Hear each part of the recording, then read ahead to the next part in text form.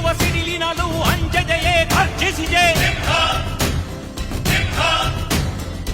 ಹೆಜ್ಜೆಲೆ ಅಚ್ಚೊತ್ತಿದೆ ಕಟು ಸತ್ಯವು ಧರ್ಮ, ಕಣ್ಬಿಟ್ಟರೆ ಎದುರಾಳಿಯು ಭಸ್ಮವೇ